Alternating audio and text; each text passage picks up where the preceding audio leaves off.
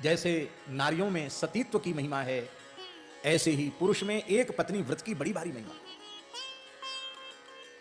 एक पत्नी व्रत का पुण्य सर्वोपरि पुण्य है, ऐसा शास्त्रों में लिखा है। महाभारत को उठाकर देखें तो महाभारत के अश्वमेध पर्व में जहां सुरथ सुधन्वा से युद्ध हुआ है अर्जुन का, वहां सुरथ सुधन्वा कहते हैं कि हम अर्जुन के तीनों बाणों को काट डालेंगे। और अर्जुन ने कहा कि मेरे तीनों बाण नष्ट हो गए तो मैं प्रज्वलित अग्नि में प्रवेश कर जाऊंगा।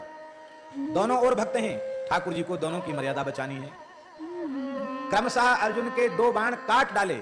भगवान श्री कृष्ण ने अपनी तपस्या रखी उस पर, मैंने गायों की सेवा की है, गोवर्धन धारण किया है, मैंने अमुक अमुक कार्य किए हैं, उस पुण्य के बल से मेरे मित्र अर्जुन का मनोरथ पूर्ण हो, मैं अपने पुण्य को बाण पर स्थापित करता हूं। फिर भी काट दिया उसने बाण।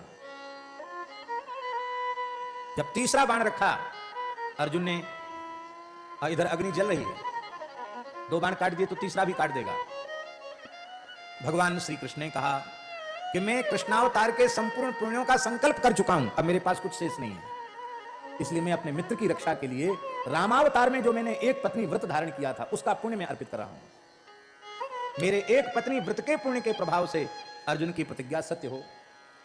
सुरथ ने हंसते हुए कहा, भगवान आपने इस अवतार की पूरी ताकत लगा दी और रामावतार का सबसे बड़ा पुण्य भी दांव पर लगा दिया। मेरे पास कोई बल नहीं है, पर मेरे पास आपके चरणों की निष्काम भक्ति का बल है। यदि मैंने तीसरा बाण भी नहीं काट दिया तो मैं आपका सच्चा दास नहीं। जो क्षत्रियों को पुण्य लोक मिलने चाहिए वे लोक मुझे न मिले।